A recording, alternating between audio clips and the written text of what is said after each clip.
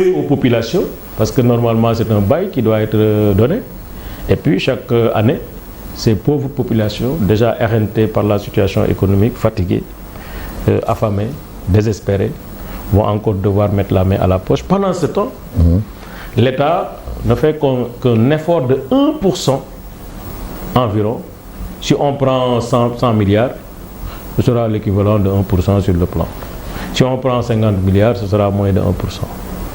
Et c'est ça que l'État propose comme son optimum d'effort dans la réduction de la taille de l'État. Je trouve que c'est injuste, je trouve que c'est inacceptable, je trouve que c'est déplorable. Il nous faut nous regarder en face pour faire des programmations, parce que l'économie, c'est la réalité. L'économie, c'est la sincérité. On ne peut pas faire un plan de développement économique qui ne repose sur aucune donnée sérieuse, interne comme externe. Un plan doit tenir compte des risques de perturbations sur le plan international des chaînes d'approvisionnement. Vous voyez que les États-Unis ont commencé à imposer des droits de douane. Ça va avoir un impact dans notre commerce avec les États-Unis, mais indirectement avec les autres pays qui commercent avec les États-Unis. C'est évident. On ne peut pas être dans un monde guetté par beaucoup de menaces où les pronostics les plus sérieux disent qu'il y a un risque de 30% de régression économique, de récession, à la suite d'une évaluation de 17%. Ça veut dire que donc le risque augmente de jour en jour et ne pas tenir compte de ce risque. Le Sénégal n'est pas un pays exceptionnel, isolé, qui fait des choses qui n'ont aucun impact sur l'international et que l'international, ce qu'il fait, n'a aucun impact sur le Sénégal. C'est une hérésie de concevoir le monde comme tel. Donc, il y a des interactions sur le plan international qui finiront d'avoir des effets au moment où, dans le document de programmation budgétaire, ils ont programmé les recettes, y compris les recettes qui seront issues des hydrocarbures, pour 227 milliards sur les 3 années, sur la base d'un référencement du dollar qui est en train de chuter. Donc vous mettez par exemple le dollar à 590 alors que le dollar aujourd'hui est à 540, il peut passer demain à 500 ou même sous la barre de 500 francs. Vous n'en tenez pas compte dans ce que vous voulez faire. Vous allez taper sur les ménages qui sont déjà fragiles. Et moi j'estime qu'il faut faire très attention. Pourquoi? Parce que le poids fiscal dans l'économie est de nature à avoir un effet d'inflation sur les prix. Donc il y aura une hausse des prix, c'est clair, inéluctablement. Parce que si non mais attendez, je prends l'exemple du secteur du transport. Si vous dites on va augmenter les droits d'assises, des droits de porte sur les véhicules, transport, les bus, camions, etc. On va augmenter les prix, la taxe sur les droits de porte sur les véhicules. On va ouvrir, et en tout cas augmenter l'âge des véhicules importés, usagés. Donc de 8 à 5. Premier effet, c'est dérégulation accélérée du transport. Parce que le phénomène de transport clandestin, vous allez l'encourager.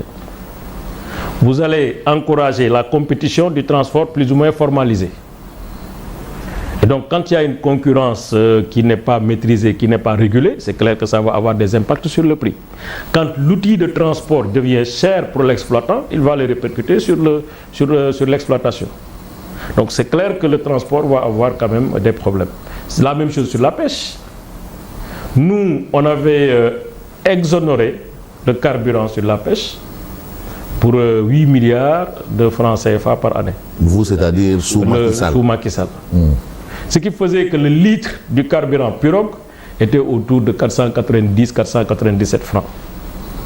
Si on enlève l'exonération et on met une nouvelle taxe, ça veut dire que le prix du litre du carburant va augmenter. Pour un pêcheur qui a un budget de transport de 20 000, si le prix du transport, le coût du carburant augmente, son budget de transport va diminuer. C'est pourquoi les économistes font très attention sur la fiscalité. Ça peut avoir un impact sur la dynamique économique, ça peut avoir un impact sur l'inflation et ça peut même menacer la croissance. Mais est-ce qu'ils avaient une réponse autre qu'un plan de redressement tel que présenté? En principe, ils avaient une réponse. Solution, c'était une réponse.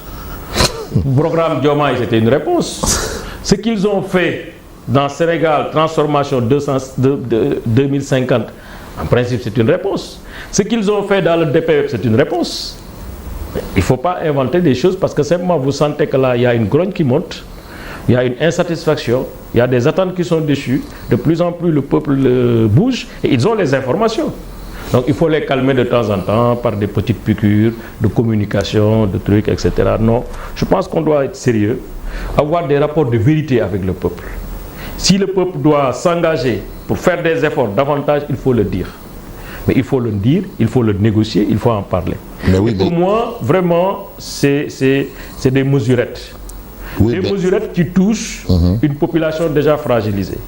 Moi, je pense, si ce qu'ils disent, c'est vrai, nous avons des contraintes budgétaires, 2 leviers.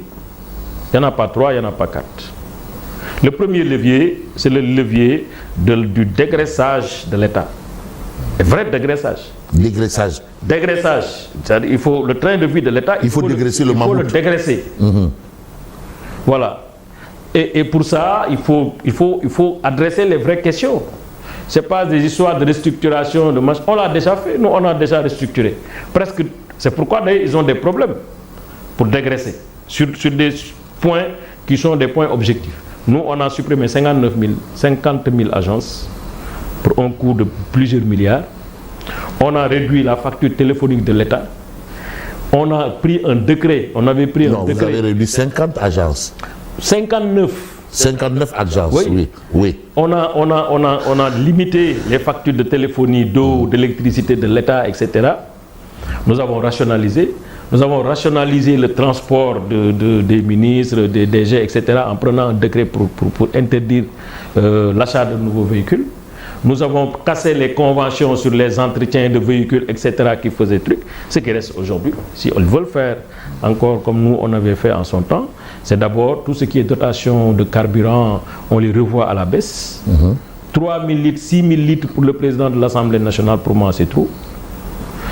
Autant de litres pour le Premier ministre, pour moi c'est trop. Il faut donc réduire. Il faut réduire la taille des cortèges du président, du Premier ministre, de l'Assemblée nationale, des ministres, etc. Parce que c'est des coûts. Il faut réduire les salaires des ministres. Pour donner le bon exemple, commencez par vous. Commencez par dire, nous on réduit à 50% parce que la situation demande ça. On réduit à 50% les salaires, les traitements, etc. Parce que les postes les plus importants dans l'exécution de nos dépenses au Sénégal, c'est quoi? Sur un budget, 50% ou 55% des dépenses, c'est la masse salariale et c'est le service de la dette. Mais oui, mais vous semblez avoir tout réglé apparemment. Et pourtant, les tenants actuels du pouvoir disent avoir hérité aussi d'un pays sans dessus. Tout le monde hérite. Souvent, dans nos deux pays, on ne s'appelle pas pays moins avancés. Mais pays en ruine. Le mot ruine, mais c'est ce mot qui a ruiné le pays. Lequel? C'est quand quelqu'un qui est un dirigeant, on lui donne un pays, il doit faire le marketing de ce pays. Il doit rassurer les partenaires techniques et financiers, parce que l'économie c'est de la psychologie. Il doit travailler à présenter le Sénégal sur ses meilleurs traits sur le plan international. Vous dites que ce pays-là est en ruine, mais les marchés ont réagi. Mais c'est un discours de vérité aussi. On va pas leur reprocher. Non, il faut supposer que c'est un discours de vérité. Parce que jusque-là, ce qui est dit dans les textes officiels du Sénégal, par nous, on a dit nous avons laissé un déficit budgétaire de 7%, nous avons laissé un taux d'endettement de 74%. C'est l'IGF, Inspection Générale des Finances, qui est un organe logé au niveau du ministère des Finances, qui ont travaillé avec nous, les mêmes personnes, qui ont dit non, ce n'est pas 74%, c'est 85%. Soit, il y a une différence.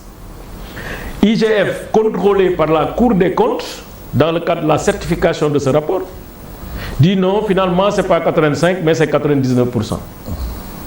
Nous avons 3 chiffres contradictoires. Oui. Après, il y a Barclays Bank qui dit finalement c'est à 119%. Mais 119%, c'est 20% qu'ils ont ajouté à la dette.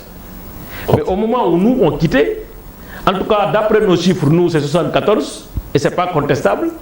C'est IGF, un organe de l'administration, donc des fonctionnaires qui sont sous leur autorité, qui ont fait un audit. Alors IGF était là.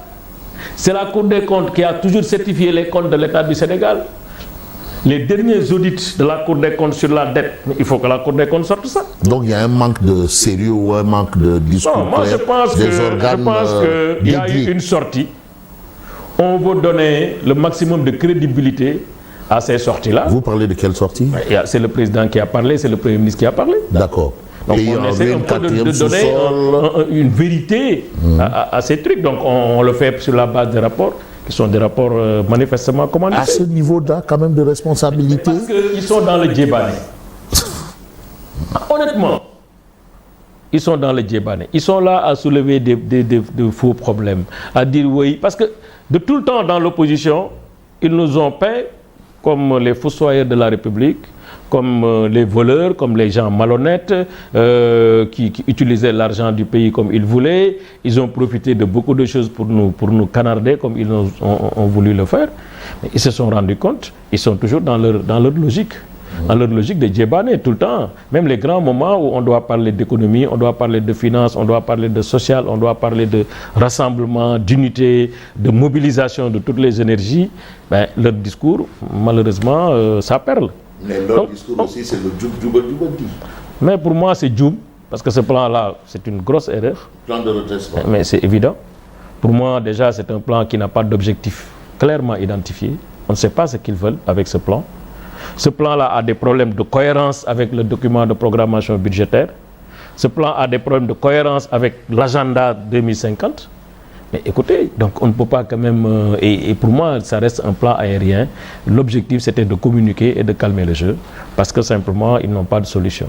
Donc il y a une volonté de vouloir taxer à tout va, c'est ce que vous retenez. Mais ça, c'est clair. D'ailleurs, vous parlez même de vouloir taxer l'air que nous respirons. Mais bien sûr.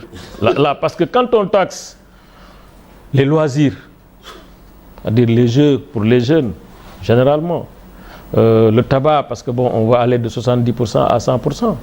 Donc ça veut dire que la cigarette va continuer à... Je ne suis pas un fumeur, hein, je suis contre l'usage de la cigarette, mais quand même, il faut reconnaître que bon, il y a des Sénégalais qui l'utilisent, et souvent c'est des Sénégalais qui sont souvent désorientés, voilà, qui trouvent dans la cigarette une sorte de refuge. Mais la subvention à l'électricité aussi, quand la subvention, on va capter ça, les exonérations, on va les lever. Oui. Bon, donc c'est à la limite, nous, le combat que nous avons eu pendant 12 ans avec le FMI, une résistance forte pour dire on va subventionner l'électricité, parce que nous, on ne veut pas des émeutes chez nous. Il faut faire de telle sorte que... Et c'est une manière de protéger le pouvoir d'achat aussi. Voilà, pour que les Sénégalais, le coût de la vie soit un coût qui est plus ou moins acceptable. Parce que nous sommes conscients qu'évidemment, on est un État pauvre. Les salaires sont des salaires plus ou moins très minimalistes. Donc on est obligé de voir comment protéger le coût de la vie. Et donc ces taxes-là vont avoir un impact extrêmement